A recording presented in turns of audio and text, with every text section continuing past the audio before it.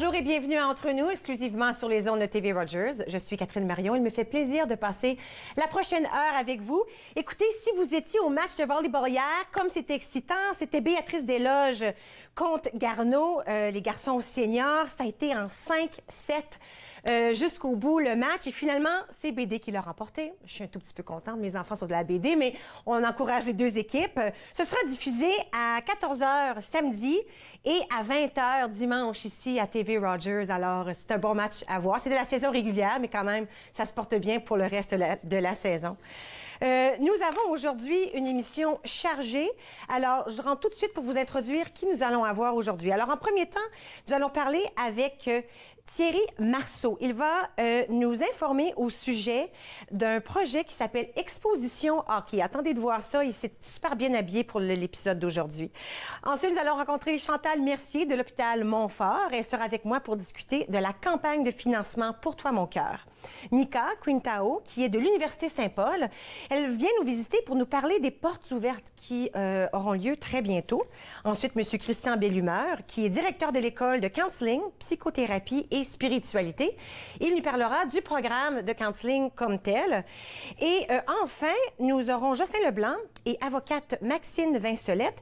Ils vont nous parler des services francophones offerts aux étudiants ontariens. Alors, tout ça se passe aujourd'hui entre nous. J'espère que vous allez rester avec nous.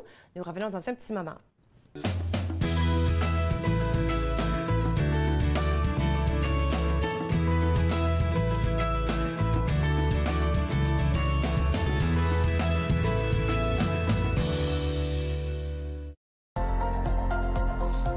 L'émission suivante vous est présentée par la télétransportée Rogers. Profitez du contenu exclusif gratuitement. Disponible au www.rogersanyplacetv.com. Je suis Dominique Lheureux et je suis bénévole chez TV Rogers. J'ai commencé en tant qu'étudiant coop et j'ai continué parce que j'aimais tellement ça. Donc je continue en tant que bénévole. C'est merveilleux. Quand on est en studio, on fait les caméras, le régie plateau, le son. J'aime ça parce qu'on est comme une famille. Je suis autiste, puis je suis capable de faire TV Rogers. Il a mes yeux. Il a les pommettes de sa mère. Il a ma phobie des hauteurs. Il a sa nature si compétitive. Il a mon sens de l'humour un peu bizarre. Il a son amour de la lecture. Il a mon oxycodone. Il y a des choses qui ne devraient pas se transmettre. Gardez vos médicaments d'ordonnance sous clé ou rapportez-les. Apprenez-en plus à sécurisezvosmédicaments.ca. Un message de Jeunesse sans drogue Canada.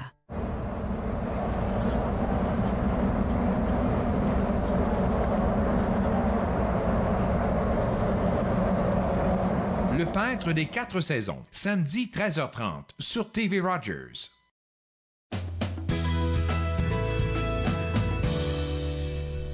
Vous êtes de retour entre nous sur les ondes de TV Rogers.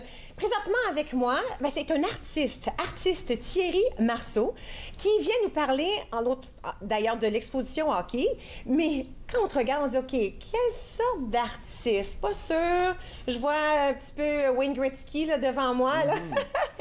Oui, bien en fait, moi, je suis un artiste de la performance. Donc, si je simplifie le médium, il y en a qui vont faire de la peinture, de la sculpture. Oui. Moi, c'est vraiment la présence live, donc vraiment l'artiste qui se met en scène. Cool.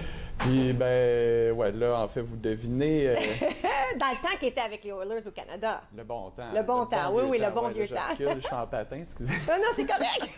Je sors de l'exposition, puis c'est ça, en fait, je suis en présence toute la semaine. Je suis en résidence à la Galerie du Conseil des arts d'Ottawa. Donc, ouais, vous me poignez là en plein flagrant délit. Oui, alors, cette fois-ci, c'est le hockey. Ta performance, c'est d'être Wayne Gretzky. Dans le passé, tu as déjà fait... Ah, ben, tous les personnages sont beaux tant que je peux me costumer en eux. J'aime beaucoup travailler sur ces personnages-là qui sont facilement reconnaissables de tout le monde, donc du grand public, autant les icônes populaires que les icônes au niveau de l'art contemporain. Ben c'est ça, finalement, c'est mon point de départ pour les emmener ailleurs. Souvent, en fait, on les connaît très bien. Tout de suite, tu connais Wayne Gretzky, Oui. tu as un rapport avec Wayne Gretzky dans ton enfance ou dans tes souvenirs quelconques. Puis moi, ben, je viens prendre ça, puis je viens ajouter autre chose. Donc, c'est vers là. Dans l'exposition, c'est un peu ça qu'on peut voir. Là. Comment est-ce que j'ai détourné l'image qu'on connaît bien de la merveille? OK, alors là, l'exposition s'appelle Exposition Hockey. Pas du tout, mais ouais, c'est The Great One's Back. En fait, souvent, dans les médias, ça se simplifie Oui. un peu, mais ouais, The Great One's Back ou Le Retour de la merveille. Compris? Ouais, donc, ouais, c'est ça. Le point de départ, c'est vraiment mon idée de ramener Gretzky dans son milieu où il a été le plus. En fait, où il a eu le plus de succès. OK. Donc, côté, justement, Oui. Son début de carrière, Oilers avec Au les Coupes Canada, Stanley. oui. Ben oui, c'est un icône canadien. Absolument. Comme grandiose. Là. Ben, en fait, The Great One, justement. Oui. C'était son surnom. C'est comme ça, le sobriquet. C'est comme ça qu'on l'appelait dans le temps. Là. Oui, puis il incarne la perfection. Tu sais. Donc, c'est sûr que c'est un personnage super à travailler, mais en même temps, en creusant dans l'histoire, il y a quand même plein de petits zigzags dans sa carrière, puis avec les jeux, avec les médias, la publicité, qui m'ont donné bien du matériel pour... OK, alors moi, faire disons spinner un aujourd'hui, je m'en vais à la Galerie du Conseil des arts du Canada. Ouais. Ça se situe au 150 rue Elgin. Ouais. Là, on peut voir des images. Alors là, tu es là. Est-ce que d'autres affaires de hockey autour ou c'est vraiment juste toi? Comme est-ce que des choses, visuellement, est-ce que des choses... Oui, bien, c'est certain qu'en fait, il faut prendre pour acquis que je suis en art visuel, donc il y a du visuel. OK. Il y a énormément de photos, de vidéos puis des objets. Bon. Tout par rapport à M. Wayne Gretzky. Il y a, dans l'exposition, en fait, il y a plusieurs photos qui relatent un peu mes anciens projets. Donc, on peut voir mes différents personnages, donc de Michael Jackson, Andy Warhol, à Ronald McDonald, à Marina Abramovic. Donc, vraiment, on traverse ça pour arriver finalement dans le bout de la pièce, OK. où là, on a Toi. concentration de Gretzky, moi derrière le filet. Donc, je me suis installé pour une semaine dans mon bureau au Conseil des arts, comme Gretzky. Derrière le filet, c'était son The Office. Oui. Donc, il était confortable là. Je signe des autographes, je continue à travailler sur des bricoles parce que l'expo continue à gagner des morceaux pendant toute la semaine. Wow! Parce que c'est ça, l'idée de résidence, c'est un peu ça, de voir l'artiste continuer à travailler sur le projet. Puis il faut dire que souvent, je travaille avec des personnages qui sont morts, mais Gretzky est toujours vivant. Oui. Donc, on peut espérer qu'il se passe autre chose, puis que finalement, le projet ne sera jamais terminé Non. tant aussi longtemps que... Quand tu reviens visiter, disons, le Conseil des arts, que ça peut être quand même Gretzky, mais avec des choses qui s'ajoutent. Bien, puis il faut dire qu'il y a beaucoup de pièces dans l'expo qui proviennent du début du projet, qui était en 2010, où j'ai fait The Great Alberta Tour. Donc, vraiment, un retour de Gretzky, mais... tu sais, terre natale de son succès avec le chandail des Oilers. Donc, j'ai fait le tour de la province en faisant plein de différentes apparitions performatives. Mais c'est sûr que de porter le chandail des Oilers dans le nord de l'Alberta, où ils ont tous les problèmes de sable bitumineux puis de catastrophes écologiques, tu sais, 20 ans plus tard, ça prend un autre twist. C'est vrai, tu sais. Puis, fait que là, il y a comme un côté politique, écologique qui s'ajoute, qui, justement, que, en fait, je laisse aller puis que je laisse les gens aussi... finalement réfléchir autour de cette question-là, parce que c'est ça. En partant de grands personnages comme ça, ben oui, les gens sont confortables avec, mais moi, généralement, je deal avec des choses un petit peu moins confortables. OK. Enfin, en art, c'est un peu notre job, Oui. là, de poser des questions. Oui. Alors là, les gens se promènent à l'intérieur, on voit tout ce qui se passe, on arrive à toi. Est-ce que toi, tu deviens ce personnage, tu deviens Wayne Gretzky? Est-ce que tu parles aux gens comme si tu étais lui ou est-ce que tu parles aux gens comme l'artiste déguisé en lui? Est-ce que tu fais un peu des deux? Ouais, ben en fait, moi, c'est ça, je suis déjà en train de bouger, je suis comme en train de... T'es en train de patiner, tu vas faire le tour de la table? OK, j'aime ça! Penser comment est-ce que, justement, on peut imaginer dans l'espace, parmi les pièces, les sculptures, les trucs fragiles, Oui. il y en a qui sont stressés. Bon, je connais mon pattern, mais c'est ça, on peut rentrer puis on peut me voir, tu sais, faire des stretches de hockey, on peut me voir signer des autographes, mais au bout du compte, moi, je travaille l'image. C'est pas... en fait, je suis pas un imitateur. Oui, oui. Autant que Michael Jackson, je chante pas, mais tu sais, si l'image fonctionne, après, je fais juste l'emmener ailleurs. Et puis, ben c'est ça. Grosso modo, je joue pas à être Gretzky, quoique j'aime bien jouer avec la signature. J'ai comme un petit trip de signature de ces temps-ci. Alors, c'est-tu comme une belle forgerie, là, comme tu l'as bien copié, là?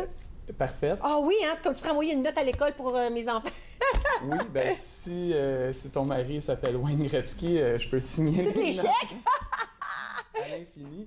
Mais pour le vrai, c'est que j'aime bien les différents personnages que j'incarne ont des signatures particulières. Puis l'idée qu'un sportif signe une carte, ça ajoute de la valeur.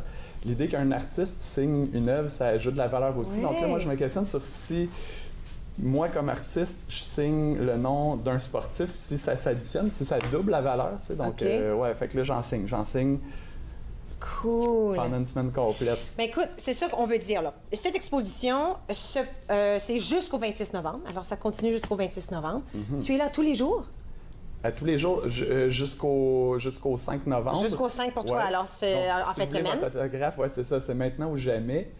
Mais sinon, ben, en fait, je suis tellement présent dans mes œuvres que même si je suis pas dans la salle, vous allez me voir, mais à 360 degrés. Tu sais, quand on vit dans un monde de selfies, ben moi, je suis... un peu partout. Partout. En fait, je deviens comme Gretzky, je deviens un saint, je deviens un peu présent. Moi, Mais là, c'est là que tu t'envoies immédiatement après l'entrevue, n'est-ce pas? Tu retournes là-bas? Oui, je retourne là-bas parce que ça se poursuit. Puis j'invite les gens même à monter au 2e étage. Il y a la vidéo où je refais son enterrement de vie de garçon qui est assez décadente. Donc ça, c'est faut le voir. Un beau morceau. Merci beaucoup, Thierry. Écoutez, allez voir le site web conseildesarts.ca ou bien thierrymarceau.com et puis vous allez pouvoir voir qu'est-ce qui se passe au Conseil des arts du Canada. OK, lui va se réchauffer. Moi, je vais prendre une pause. À notre retour, on va parler avec Chantal Mercier au sujet de Pour toi, mon cœur. Nous revenons dans un petit moment.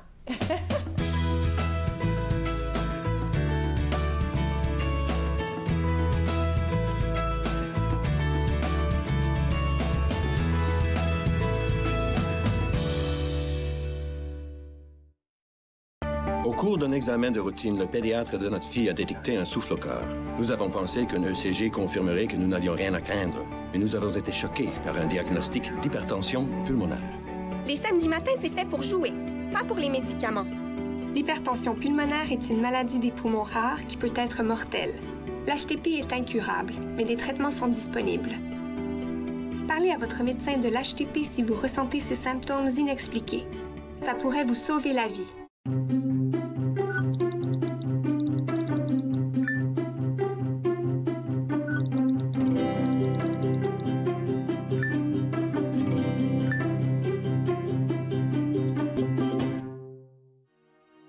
Les crises humanitaires frappent de plus en plus de gens à travers le monde. Heureusement, il existe des organismes pour leur venir en aide. Mais parfois, la demande est si grande que même avec la meilleure des volontés, on ne peut y arriver seul. Voilà pourquoi au Canada, les associations se regroupent pour former la coalition humanitaire. Car ensemble, nous sauvons plus de vies. Cette semaine, à l'émission Court-Circuit, on rencontre le groupe Raton Lover, un groupe de la ville de Québec qui était de passage à Ottawa pour la semaine Trior. Soyez-y. Court-Circuit, vendredi, 21h sur TV Rogers.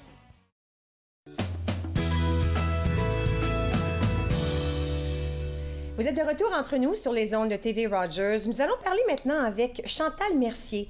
Elle a un beau projet, mais il y a aussi une histoire derrière ce projet, un pourquoi si on veut. Chantal, bonjour. Bonjour Catherine. Écoute, on vient parler un peu de l'hôpital Montfort et d'une campagne de financement qui s'appelle Pour toi, mon cœur. Mais ça, c'est pas tiré des nuages, c'est parce que ça t'affecte personnellement, n'est-ce pas? Oui, absolument. Il y a une histoire derrière ça. Oui, oui, c'est ça. Donc, un matin, je me lève et je me préparais pour aller au gymnase, comme d'habitude. Et ce matin-là, je me suis sentie étourdie. Donc, je suis descendue en bas pour déjeuner et je me suis sentie encore plus étourdie. Et j'ai perdu connaissance. Donc, j'ai appelé, quand je me suis réveillée, j'ai appelé mes fils qui dormaient en haut. Donc, ils sont descendus à course et 2 sont descendus. Donc, j'ai dû le dire d'une manière désespérée. Oui, oui. En descendant, mon plus vieux Samuel a appelé le 911 parce que c'est pas normal de juste perdre connaissance plusieurs fois. Donc, lorsque les ambulanciers sont arrivés, j'étais réveillée, j'ai dit « tout est correct, tout est beau, donc j'ai pas besoin d'aller à l'urgence du tout. » Ils m'ont dit « Bien, votre pression sanguine est très basse, donc on vous suggère fortement de venir avec nous. Donc, j'ai dit, OK, j'ai rien sur mon plan aujourd'hui, donc j'ai décidé d'y aller. Alors, c'était pas la première fois que vous perdiez la connaissance? Oui, non, j'ai perdu connaissance plusieurs fois cette matinée. Cette matinée-là, OK. Oui, Alors, ça se reproduisait à plusieurs reprises. Oui, okay. c'est ça. Donc, je ne savais pas qu'est-ce qui arrivait. Alors, là, on vous transporte à l'hôpital. Oui. Donc, en arrivant à l'hôpital, j'ai passé des examens, un électrocardiogramme, des prises de sang. Et après un petit bout de temps, l'infirmière est venue me dire, le cardiologue va venir vous voir. Le cardiologue, ça a été un choc. OK. Donc, lorsque le cardiologue est venu me voir, il m'a dit que mon cœur était faible pour une personne de mon âge. Okay. Donc, à ce moment-là, il m'a référé pour d'autres examens et il m'a référé aussi à l'Institut de cardiologie de l'Université d'Ottawa. OK. Donc, tout ça a pris de 3 à 4 mois avant que je puisse avoir un angiogramme à l'Institut de cardiologie de l'Université d'Ottawa. Donc, lorsque j'ai passé l'angiogramme, ils m'ont dit que tous mes artères étaient bloquées à 70 %. Oups! Alors, on parle d'artères qui entrent et sortent du cœur, là. Coronariennes. Oui, on a 4 grosses artères, donc elles sont toutes bloquées. Donc, j'ai de la plaque sur les artères et même les petites artères qui sortent des grosses artères. Ouf. Donc, moi, je me suis dit, mais ça n'a pas d'allure. Et dont une artère était bloquée à 80 %. Donc, ils ont inséré un cathéter pour débloquer l'artère. Une pour commencer ou toutes? Les 4? Non, juste une. Juste une. Parce que 80 % c'est un petit peu sérieux. Oui, ça, c'est sérieux. 70 % c'est aussi assez sérieux.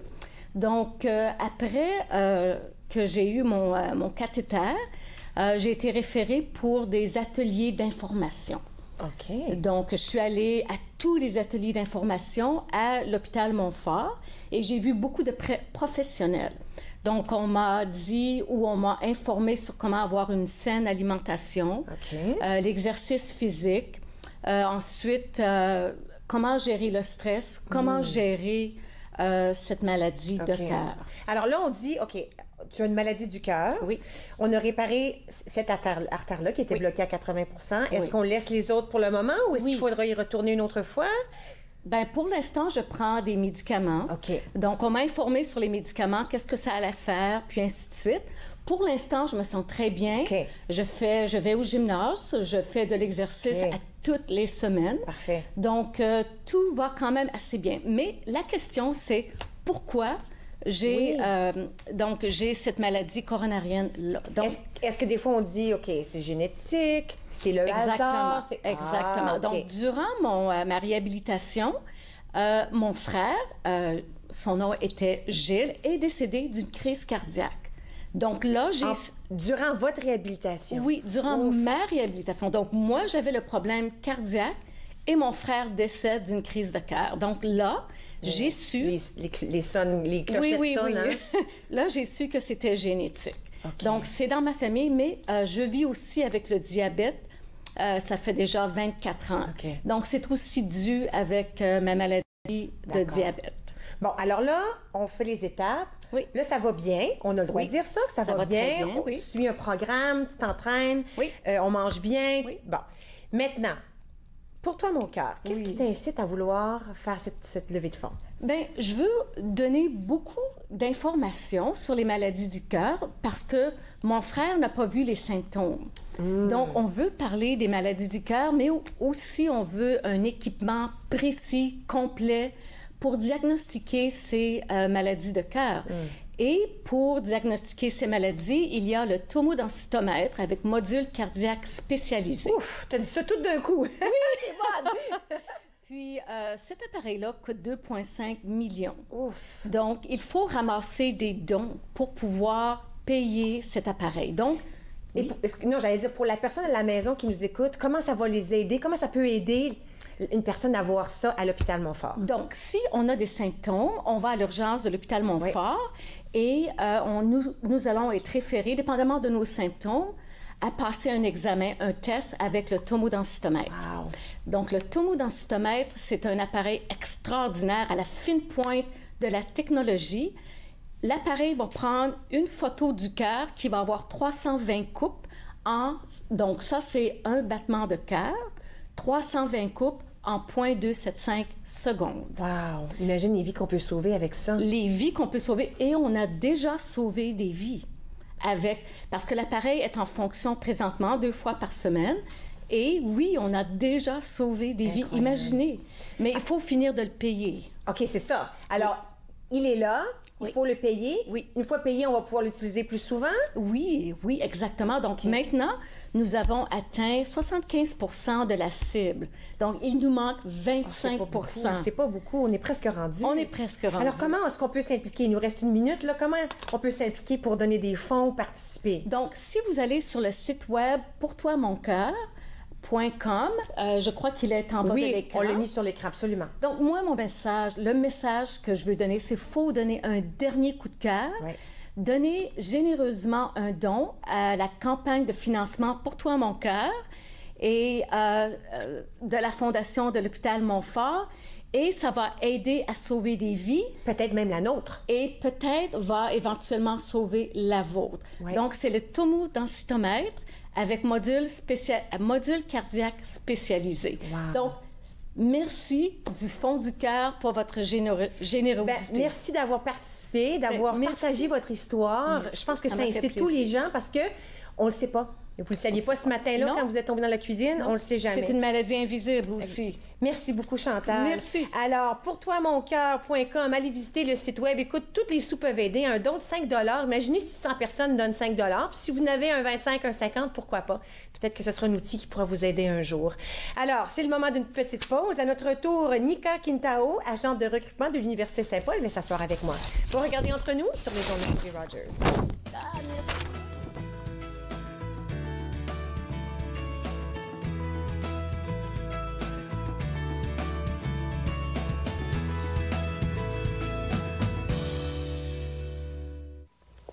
Votre visite n'est vraiment pas nécessaire. Nous verrons, laissez-moi en juger. Vous êtes membre du Parlement, mademoiselle McPhail, je sais, mais jamais encore une femme. Je suis ici pour les voir, que vous le souhaitiez ou non.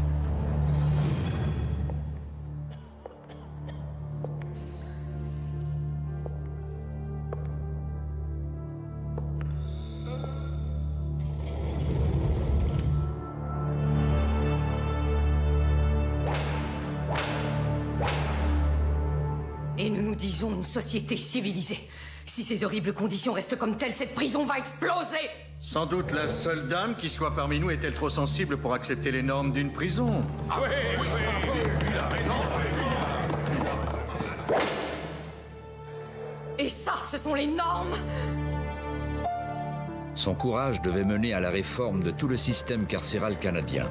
Agnès McPhail, la première femme élue au Parlement du Canada. À la prochaine émission de Ta carrière, ton histoire, on invite Sylvia Larrasse qui nous parle de l'importance de la voix et la communication, ainsi que Wayne Pegani qui nous parle du développement de carrière et le réseautage. Ta carrière, ton histoire, mercredi 21h sur TV Rogers. Ne manquez pas notre prochain match de la LHJMQ, alors que les Tigres de Victoriaville viendront affronter les Olympiques de Gatineau. C'est un rendez-vous le samedi 11 novembre 19h sur TV Rogers.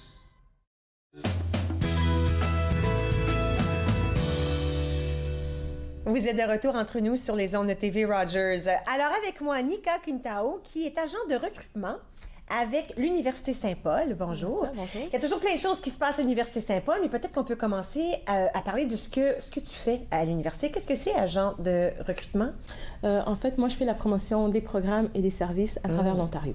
Ah! Donc, je me promène, je suis souvent sur la route, surtout de septembre à décembre, parce que pour les étudiants du secondaire, évidemment, il faut qu'ils fassent leurs demandes à partir du 15 novembre. Ils commencent à faire des demandes. Fait qu'on essaye de rencontrer plein d'écoles, de rencontrer des étudiants à partir de septembre, puis de couvrir les écoles, surtout dans la région de la capitale nationale et des régions avoisinantes, évidemment. Alors ça nous amène aux portes ouvertes. Oui. Alors, je trouve que c'est vraiment très important que les jeunes s'informent à ce sujet parce que des fois, on ne sait pas quoi faire, n'est-ce pas? On ne sait pas trop par où commencer. C'est comme ça que les portes ouvertes viennent nous aider. Exactement. C'est vrai? Oui, parce que les portes ouvertes, en fait, moi, je le vois plus comme une journée de découverte. Puis j'encourage beaucoup les étudiants, justement, à faire ce pas-là, à peu importe l'université dans laquelle ils veulent faire leur demande, de participer aux portes ouvertes. Parce qu'évidemment, il y a plusieurs raisons pour lesquelles ça peut être bénéfique, dont, par exemple, de visiter le campus. parce qu'on s'entend que c'est un environnement dans lequel ils vont évoluer pendant les 4 ans de leur vie. Donc, ça enlève un peu d'anxiété aussi quand on visite, là, quand on regarde où on s'en vient. Oui. Certainement, surtout pour les parents aussi, on s'entend. C'est vrai. Des fois, c'est ça. Des fois, c'est vraiment pour les parents de ces jeunes étudiants qui quittent le secondaire pour faire la transition universitaire. C'est un mode de vie totalement différent. Puis, c'est de voir aussi si le milieu répond à leurs attentes. L'avantage à l'Université Saint-Paul, c'est que l'Université Saint-Paul, il y a beaucoup de gens qui ne le savent pas, c'est qu'on est une université bilingue. Okay. Donc, on offre tous nos programmes. Et anglophone. Exactement. Autant en anglais qu'en français. C'est une université qui est un peu plus restreinte. Donc, on a à peu près 1000 étudiants sur le campus. Okay. Donc, ça fait que nos classes sont un peu comme les classes collégiales. Un peu plus petit, un peu plus intime. Exactement. C'est plus intime. Les professeurs sont très accessibles. Et c'est facile pour ces étudiants-là de se faire justement des collègues, des amis et de travailler dans un environnement plus restreint. C'est ça qu'on veut qu'ils découvrent aux portes ouvertes. Alors, les portes ouvertes, c'est pour tout le monde? C'est pour les étudiants qui s'approchent ou peut-être des étudiants qui pensent revenir aux études après 1 an ou 2 de congé? Au fond, c'est pour tous ceux qui s'intéressent aux études postsecondaires, que ce soit au niveau du premier cycle ou du cycle supérieur. On a des programmes, justement, qui touchent tout ce qui est bac, certificat. On a des programmes aussi qui vont aller à la maîtrise au doctorat.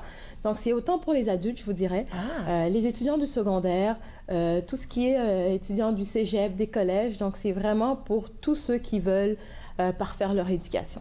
Alors, durant les portes ouvertes, il ne faut pas oublier de donner la date. Mais oui. C'est le 18 novembre, n'est-ce pas? C'est bien ça, le 10 novembre, entre 10h et 14h. 18 novembre, entre 10h et 14h. Il y aura des activités, des présentations aussi? Oui, il y a plusieurs activités. Entre autres, on aura des sessions d'information, principalement des sessions d'information pour notre programme de counseling, qui est un programme à la maîtrise. C'est un programme qui est très en demande, justement, à l'Université Saint-Paul, puis on a beaucoup de demandes d'informations au sujet de ce programme-là.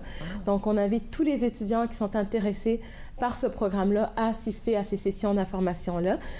Puis on a aussi une session qui est toute nouvelle cette année qui va s'adresser aux parents. Donc, on sait que les parents, c'est quand même de laisser aller son enfant à l'université. Pour certains parents, c'est très difficile. Donc, on veut les préparer à ça, fait qu'on va répondre à toutes leurs questions.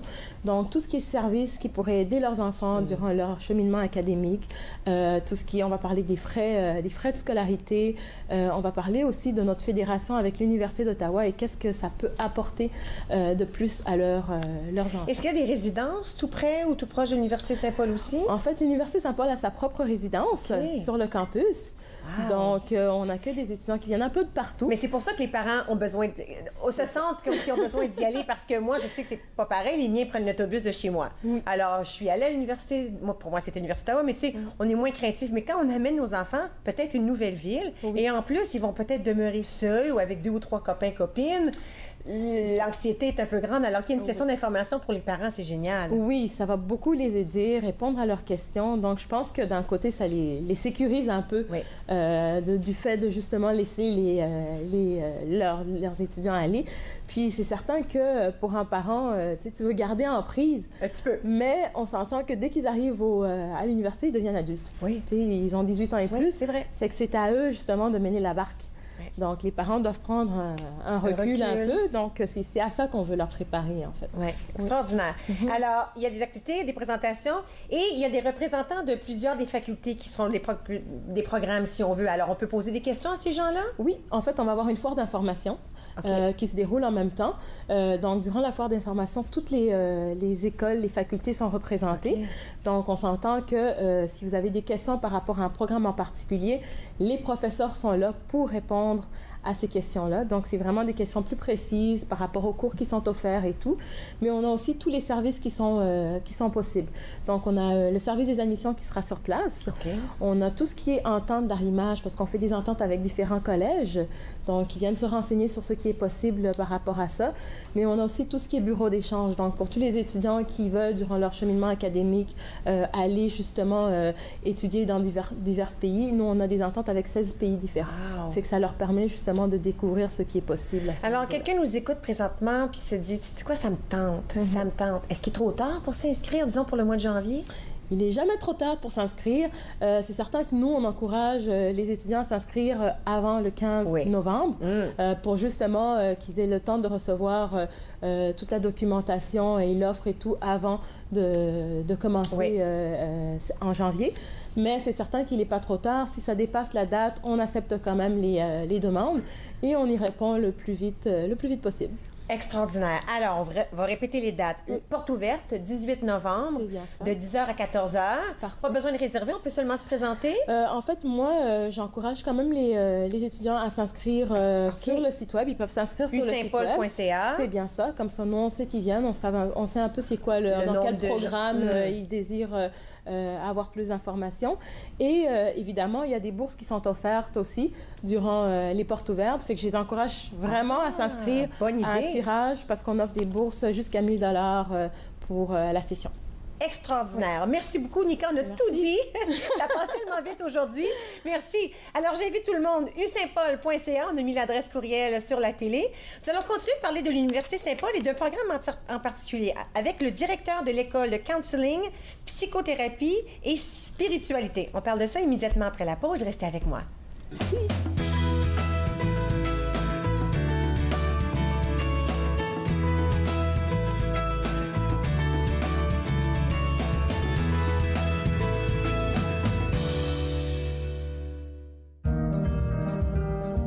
J'ai choisi TV Rogers parce que c'était dans mon champ d'intérêt, produire, réaliser, faire tout ce qui a trait à la télévision. Voir comment que ça se passait en arrière de l'écran, les caméras, le montage. Tu le sais pas quand tu commences à regarder la télé puis tu te dis, il y a quelqu'un qui pèse sur un bouton qui fait « Hey ». Cette semaine à l'émission, on commence avec une belle salade de carottes, un potage au potiron des saveurs marocaines. On finit ça avec des boulettes de bœuf avec une sauce au citron confit. Passion cuisine, 2 épisodes mardi midi sur TV Rogers. Vous croyez pouvoir conduire après avoir consommé de la drogue? Détrompez-vous. La conduite avec les facultés affaiblies, que ce soit par la drogue ou par l'alcool, est illégale. Et en Ontario, les conséquences sont les mêmes. Si la police soupçonne que vous conduisez avec les facultés affaiblies par une drogue ou une combinaison de drogue et d'alcool, votre permis de conduire peut être suspendu immédiatement pour une durée maximale de 30 jours. Vous devrez payer une pénalité de 198 $. Vous pourriez être accusé de conduite avec les facultés affaiblies comme avec l'alcool. Conduire après avoir consommé n'est jamais acceptable. Si vous aimez rire, vous amuser, partir à l'aventure à la ferme et chanter, je vous invite chez moi, à la ferme de Jojo! À la ferme de Jojo, 2 épisodes de chaque jour dès 8 h sur TV Rogers.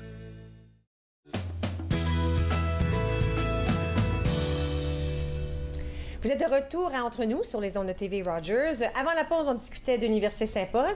On continue de discuter de l'Université Saint-Paul avec Christian Bellumeur, directeur de l'école de counseling, psychothérapie et spiritualité. Et puis vraiment, ça tombe un peu dans ce qu'on vient de parler, les portes ouvertes qui auront lieu le 18 novembre, on a dit. Oui. Alors, vous allez être là pour parler de ce programme. C'est bien? Oui. Parlez-nous-en aujourd'hui un tout petit peu.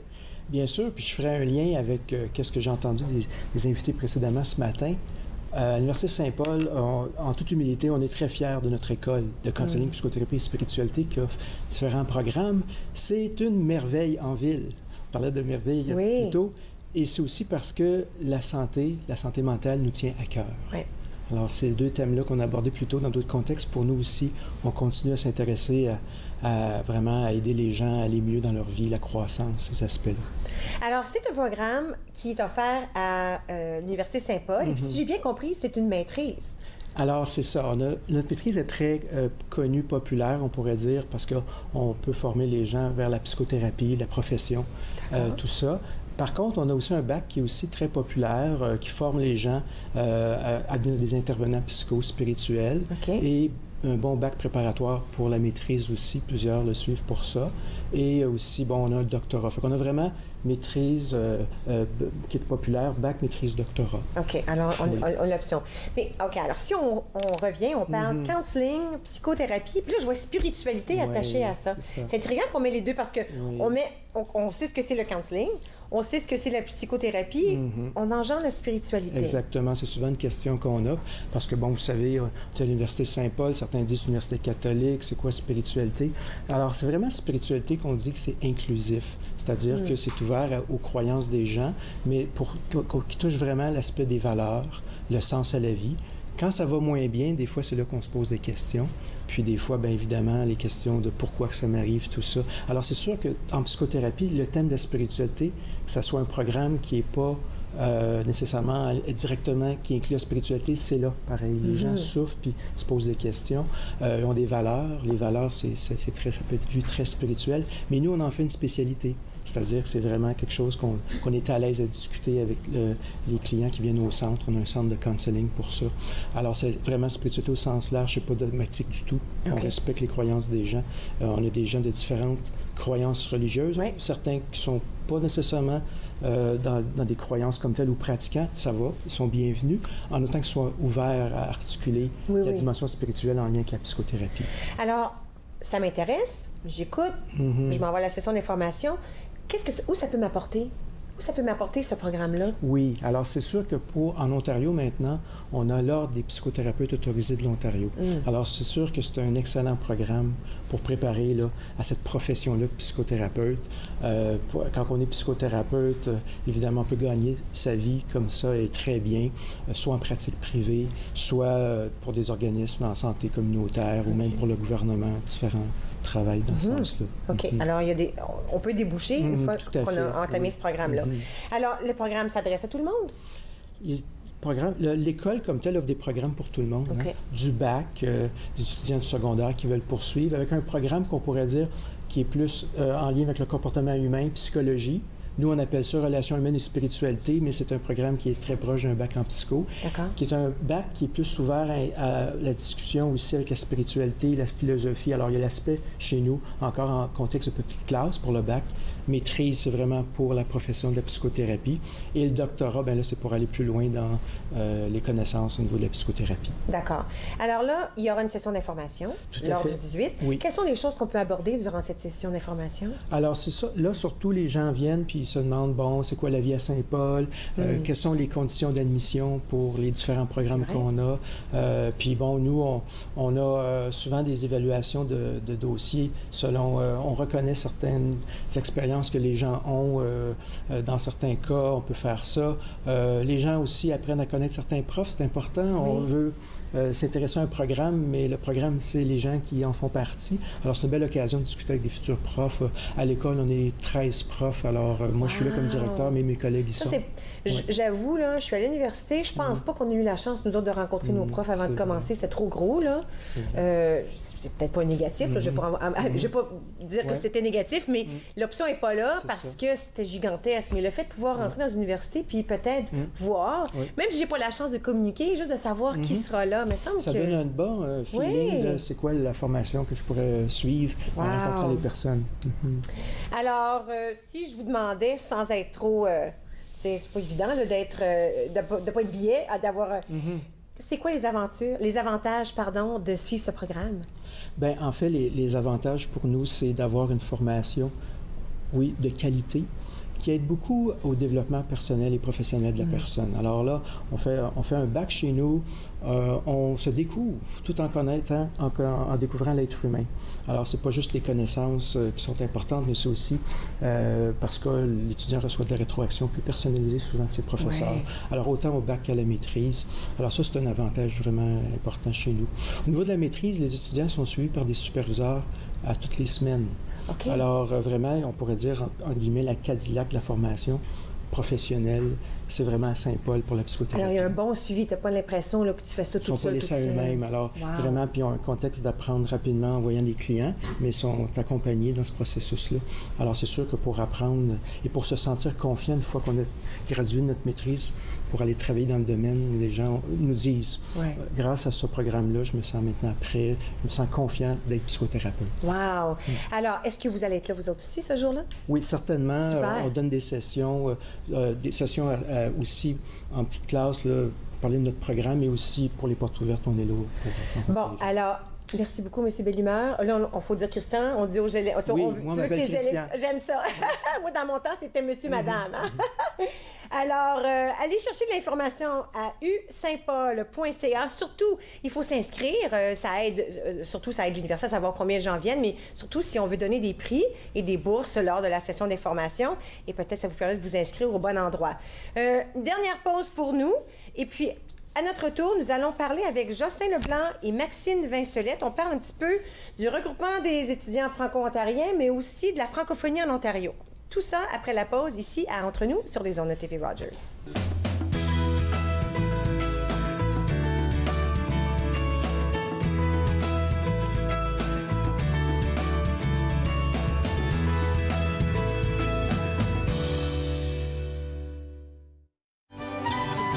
Prochaine classe, nous pratiquerons un kriya pour le 8e centre d'énergie, l'Aura.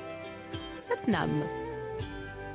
Cliquez Yoga, samedi-dimanche, 9h30 sur TV Rogers. Family, it's just extremely important. People move around, connected for success. It's just made it so much easier. For the longest time, I was on cloud nine. It connects you to family. It connects you to the outside world, and it makes you feel connected to the community. It was a whole new experience. You realize then how much you missed out. In fact, connect is my favorite word now. I love that word. It keeps me out of trouble.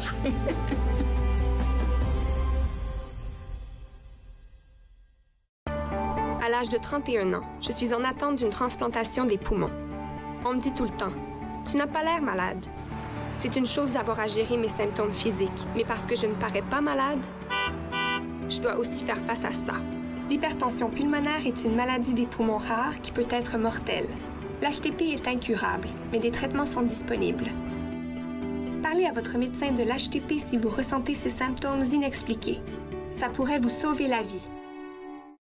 Cette émission vous plaît? Vous pouvez vous en procurer une copie DVD en composant le 613-247-4601 ou en visitant le tvrogers.com.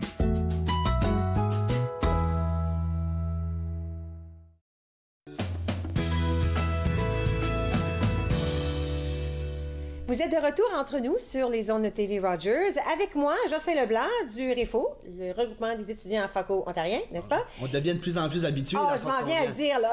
Je m'en viens bonne. Et Maxime Vincelette, vous êtes avocate.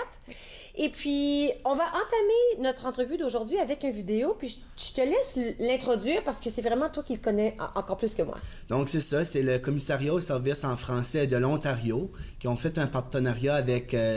des comédiennes d'Improtéine pour faire une vidéo, présenter un peu c'est quoi cette loi sur les services en français et aussi comment ça fonctionne, faire des plaintes si on ne reçoit pas les services et c'est pourquoi qu'on devrait faire ça. OK, alors on regarde la vidéo, puis après ça on peut expliquer pourquoi là, on parle de services, on parle de loi, on parle de services francophones et de... Mais on explique ça après la oui, c'est pour ça que je me suis amené un expert là avec moi... de Jurist Power pour expliquer plus en détail. Super! Alors, on lance les vidéos, on vous laisse regarder ça à la maison.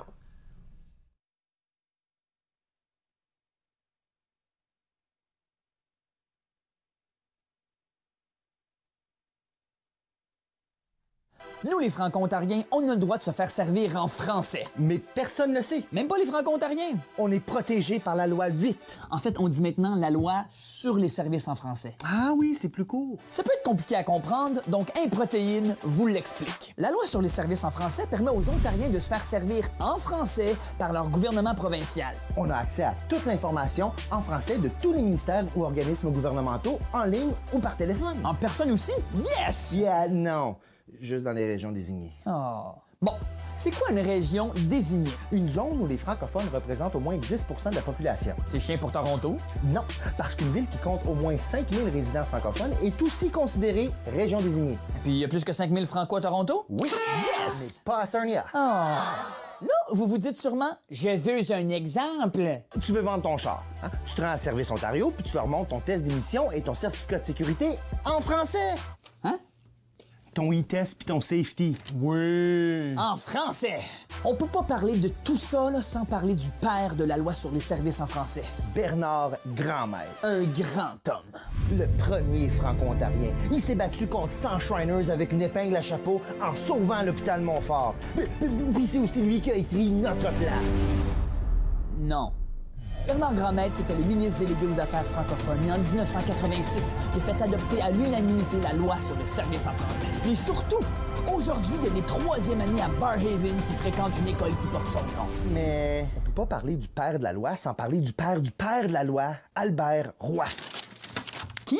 Exactement. C'était le premier à proposer un projet de loi sur les services en français quand il était député de l'opposition. Donc, c'était le père de Bernard Grandmaître? Non! Mais le problème, c'est que la loi n'a pas changé depuis 1986. La francophonie a évolué, nos mentalités ont changé, on est rendu ailleurs. Même l'île du Prince-Édouard a des lois plus modernes pour protéger les francophones. C'est pour ça que notre commissaire au service en français, M. François Boileau, propose une série d'amendements. Que tout le territoire de l'Ontario soit désigné sous la loi des services en français. Même Sarnia? Même Sarnia. Quoi d'autre? Que toutes les communications du gouvernement de l'Ontario sur les médias sociaux soient faites en anglais et en français simultanément. Même sur Snapchat? Je le sais pas. Quoi d'autre? Que la communauté franco-ontarienne soit consultée pour les amendements. Même les gens du Nord?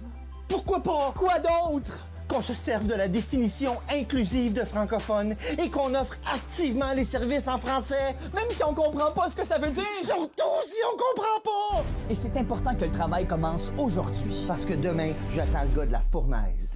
Non, pour que demain, les francophones de partout en Ontario aient accès à un service en français modernisé et adéquat. De Kenora à Castleman, de London à Long-Lac, de Tilbury à Tilbury-Est. Une fois qu'on va l'avoir, notre loi sur les services en français 2.0, faudrait peut-être s'en servir. Puis en passant, là, si vous n'êtes pas satisfait des services en français que vous recevez, faites une plainte. Ça prend 2 minutes en ligne. Le commissaire Boileau, il attend juste ça. C'est sa job.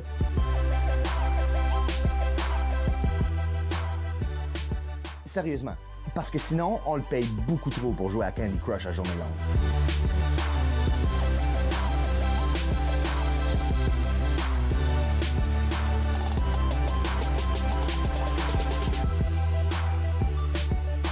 Bon, il y en avait de l'information. On a ri, mais en même temps, je pense qu'on a pu comprendre un tout petit peu qu'est-ce qui se passe.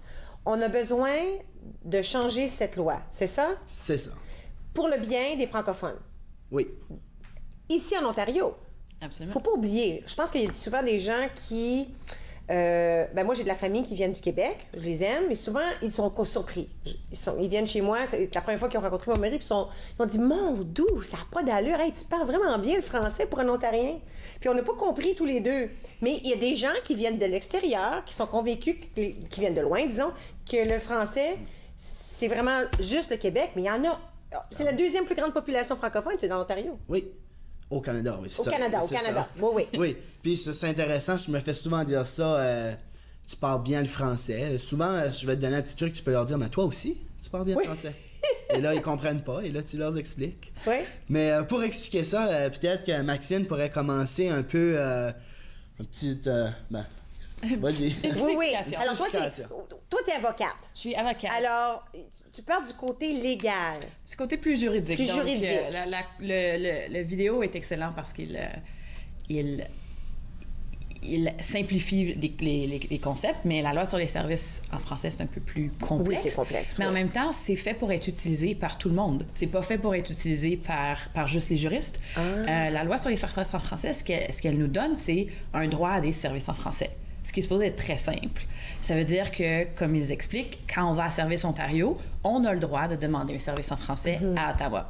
Bon, il y a des complexités là, en dehors des grands centres. Oui. Mais si on se résume là, à Ottawa, par exemple, quand on va au Service Ontario à l'hôtel de ville, par exemple, dans le centre-ville, tu as le droit de demander un service en français. C'est facile, ça semble facile. Le problème, c'est que tu arrives là, puis là, il y a la petite pancarte qui dit français-anglais, puis ils disent « hello, bonjour » sur leur petite pancarte. Ça, c'est de l'offre active. Oui. Donc, ils offrent activement l'idée qu'il y a des services en français. Mais c'est un peu plus complexe parce que ça nous est tous arrivé que tu arrives là, puis ils sont comme « Ah, notre francophone, il est en arrière » ou « Ah, il est allé prendre une pause » ou « Il est pas là aujourd'hui » ou « Il est malade ». Ça arrive beaucoup trop souvent. Puis là, notre réflexe à tous, qui est normal, c'est que tu as pris déjà 20 minutes dans ta journée pour aller à Service Ontario. Tu veux pas rentrer chez vous parce que le francophone n'est pas là. On fait donc le switch. Tu passes en anglais. Ce qui est absolument correct. Le problème, c'est qu'on est mis dans une situation où on est forcé de le faire. On s'arrête 2 secondes, on prend la pause et on revient. On va continuer la discussion Parfait. à savoir qu'est-ce qu'on peut faire avec tout ça, d'accord? Super. Alors, restez avec moi. On revient avec Jocelyn et Maxine et moi-même immédiatement après la pause ici à Entre nous sur les ondes de TV Rogers.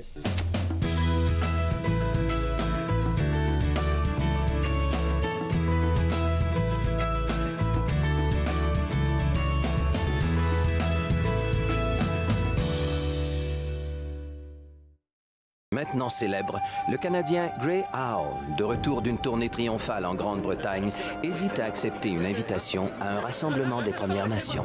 S'il vous plaît. Archie, je sais pas si t'en es conscient, mais aujourd'hui, tu es le plus célèbre des Indiens dans le monde. Ces gens-là, c'est ton peuple, tu dois t'y présenter. Bon, on y va, on y va. Certain, je suis certain. Son nom, c'est Archie Delaney. Et si lui, c'est un Indien, eh ben moi, je suis le roi de la Chine. C'est un honneur de rencontrer l'homme appelé Grey Owl, qui est responsable du respect porté à notre peuple. Imposteur, fripon, rêveur. Cependant, cet Anglais qui s'était donné le nom de Grey Owl a éveillé le monde entier à nos grands espaces en voie de disparition. Mon frère dit, l'homme devient ce qu'il rêve. Tu as bien rêvé, toi.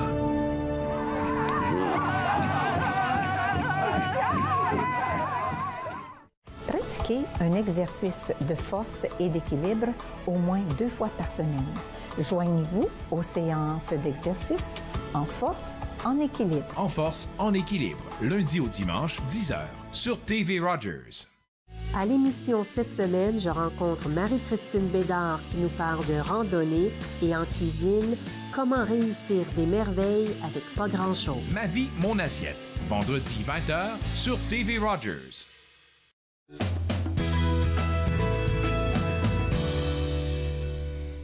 Vous êtes de retour entre nous sur les ondes de TV Rogers. Juste avant la pause, on parlait de la francophonie, des services francophones et de certains problèmes qu'on peut rencontrer à essayer d'avoir ces services ici en Ontario en français. Et puis, il y a des recommandations à faire, n'est-ce pas? Oui, donc la raison pour laquelle on s'en parle aujourd'hui, la raison pour laquelle le commissaire a fait une vidéo, c'est que, bien, ça fait 30 ans que la loi sur le service a été adoptée. C'était un bel accomplissement pour la communauté il y a 30 ans, mais ça fait 30 ans, ça n'a pas changé, puis la communauté a énormément changé en 30 ans. OK. Donc, le commissaire a recommandé, il y a plus d'1 an, de refondre la loi, d'ajouter des articles à la loi, d'ajouter plus de mordants à la loi, d'améliorer la loi pour qu'elle réponde mieux aux besoins de la communauté francophone à travers l'Ontario. Donc, juste pour le simplifier, ça a été abordé dans la vidéo, mais une des choses les plus importantes qui est recommandée, puis que la communauté essaie de faire changer, c'est que l'Ontario au complet soit désigné. Donc, d'arrêter d'avoir ces désignations-là, que les gens de Ottawa ont des services en français, mais si tu es à Sarnia ou si tu es dans le comté de Lord Durham, t'en as pas. Mais c'est pas parce qu'il y a pas de francophones dans ces communautés-là, c'est juste qu'ils ne répondent pas aux critères établis dans la loi, ou il y a une personne sur le conseil municipal qui ne veut pas se désigner. Donc, ça fonctionne pas bien pour ces francophones-là, puis il y a trop de francophones, il y a un bon 10% des francophones à travers l'Ontario qui n'ont pas accès à des services en français dans leur communauté. Puis, ben, le commissaire et l'Assemblée franco-ontarienne demandent un changement.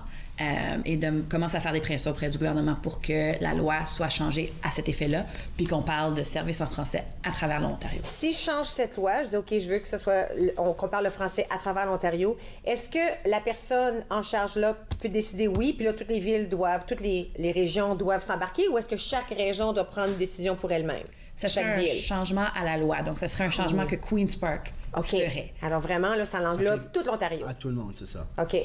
Mais pourquoi est-ce que c'est si difficile? Parce que ça implique de l'argent. Parce que de faire en sorte qu'il y ait quelqu'un qui puisse répondre à tes questions en personne à Service Ontario à Sarnia, ça veut dire que tu dois engager quelqu'un qui est bilingue. Et donc, peut-être que tu engages quelqu'un d'autre. Donc, il y a vraiment une question de ressources. Un des arguments faciles, c'est qu'il n'y a pas assez de francophones pour faire répondre à ce besoin-là, mais ça, c'est pas vrai. Mais c'est l'argument et la pression, ou du moins. C'est l'argument qu'on utilise le plus. C'est facile. Quand tu es la majorité dominante, tu dis, ben, si toi, tu es anglophone, tu te fais servir en anglais, mais pour toi, il n'y en a pas de problème à se faire servir dans ta langue. Je veux dire, il n'y en a pas de problème. Donc là, tu dis, oh non, eux autres, ils n'ont pas besoin de ça, mais si tu vires la médaille de bord, là, c'est plus la même histoire. L'autre argument qui est utilisé souvent, c'est « Ah, mais ils parlent anglais de toute manière. Ils n'en ont pas vraiment besoin parce qu'ils peuvent passer. » Ça, c'est vrai. Puis ça, c'est utilisé souvent. Puis c'est vrai qu'on parle l'autre langue, mais ça n'empêche pas que la loi sur les services nous donne un droit d'avoir accès à nos services en français. Puis que des fois, quand tu es malade, par exemple, quand tu vas devant l'hôpital, tu es malade en français. Tu as la difficulté, tu es stressé. Puis pour ceux qui s'expriment mieux en français qu'en anglais, c'est difficile d'exprimer qu'est-ce qui va mal dans ta deuxième langue. Quand tu as besoin t'as des problèmes de santé mentale, t'exprimer dans ta deuxième langue, c'est pas tout le temps facile, puis tu devrais pas avoir à le faire. Même quand c'est technique. On se parlait rapidement là, de mon fils qui cherchait son numéro d'assurance sociale. Il y avait toutes les paroles en français, puis j'ai dit, c'est promis là, que tu vas te rendre là, puis il va y avoir quelqu'un en français.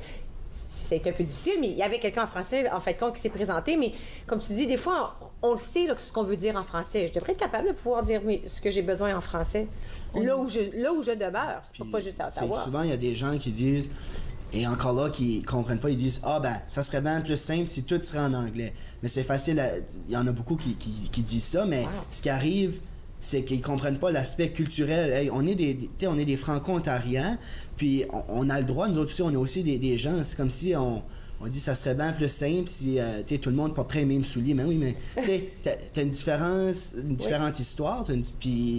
Mais j'ai le droit de la garder. Moi, j'ai le droit de garder ma culture. Pour nous, c'est important, en tant que parents, que nos enfants soient francophones, à l'école francophone. Et je souhaite un jour... Là, eux, maintenant, ils sont à l'âge de réaliser « Ah oui, tu sais quoi, si ça vient pas de nous... » Alors, j'ai le droit de vouloir garder ma francophonie, de la propager, mais ça veut aussi dire que j'ai le droit de me faire servir dans cette langue-là. Puis aussi, y en a-tu déjà eu des gens qui peuvent plus parler le français, qui se considèrent encore franco-ontariens? Ça se fait pas parce que la langue française et la culture franco-ontarienne, c'est ensemble. C'est comme moi, je suis originaire du Nouveau-Brunswick, ben, si tu parles ton français, là, tu pourras plus vivre ta culture acadienne. C'est un peu le même principe, là. Alors là, on va apporter des changements à cette loi. Oui. On veut... Alors, la réformer, c'est vraiment très important. C'est quelque chose qu'on est en train de discuter tout de suite parce qu'on essaie de le faire le plus rapidement possible, ou c'est quelque chose qu'on discute depuis longtemps puis ça prend bien du temps à faire des changements? C'est quelque chose qui était sur l'esprit un peu de tout le monde, mais en même temps, les droits linguistiques, c'est un peu... ça va par étapes. Tu obtiens quelque chose, puis là, après, tu l'utilises, tu es content, puis là, ben, tu te dis, ouais, ben, ça pourrait être mieux. Donc, ça a toujours été un peu discuté, mais là, vraiment, ça fait un bon 1 an et demi depuis le rapport du commissaire que c'est, en fait, presque 2 ans maintenant, que c'est vraiment prioritaire. Puis, l'Assemblée francophone... La francophonie de l'Ontario. La francophonie de l'Ontario a approuvé une motion cette fin de semaine pour essayer de commencer à faire des pressions auprès du gouvernement, parce que c'est le gouvernement qui peut faire ce changement. Mais là, je ne veux pas manquer de temps parce qu'on peut faire des plaintes. C'est ça. OK. Voilà. Donc là, Ottawa, Ottawa, tu sais, mettons, c'est désigné. Tu vas au service ou tu vas même dans LCBO. C'est désigné bilingue. Puis pour les services en français et plus tard, dans une couple de mois, ça va tout être de la province. Tu arrives là et tu dis bonjour. Et premièrement, s'ils ne te font pas d'offre active, c'est-à-dire bonjour, hi ou hi, hello, bonjour, il faut qu'ils te disent, il faut qu'ils te fassent l'offre active et qu'ils t'offrent les services. Sinon, tu peux faire une plainte sur le commissariat aux services en français de l'Ontario. Tu vas sur le site web. Ou si c'est au fédéral, comme si tu vas pour un passeport ou quelque chose, c'est sur le site web du commissariat aux langues officielles du Canada. On peut l'écrire, faire une plainte, ça vaut la peine. Gros bouton bleu là, au fédéral là. C'est très simple, ça prend 2 minutes et tu te dis tu peux sauver ta culture en même temps s'il y a quelques personnes qui le font en même temps que toi. Wow. Alors, si on va au refo.ca, on peut avoir un peu d'informations à ce sujet, au sujet de qu'est-ce qui se passe? refo.ca, oui, on va aussi remettre la vidéo en ligne une fois que vous la mettez de Rogers. Oui, les gens peuvent la regarder davantage, à s'informer. Écoutez, merci beaucoup tous les deux d'être venus nous visiter. J'ai l'impression qu'on a appris beaucoup de choses au sujet de nos lois francophones. Peut-être que c'est le moment de se faire une petite plainte pour qu'on puisse sauvegarder notre francophonie. Bye!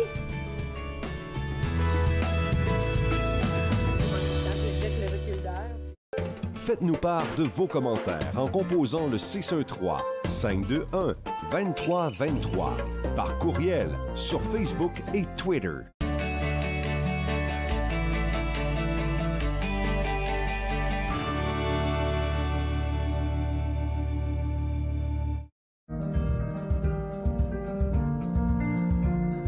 Bonjour, je m'appelle Michael. Mon spécialité, c'est faire la caméra.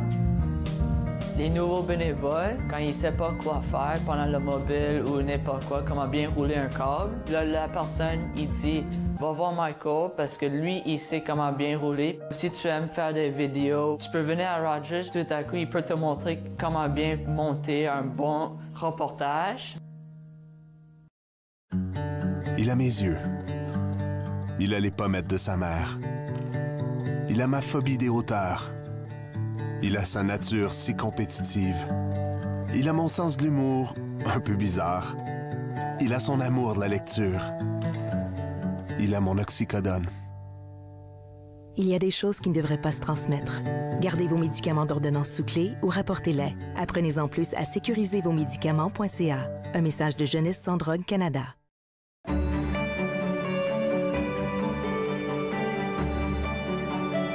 Vous regardez TV Rogers, Ottawa.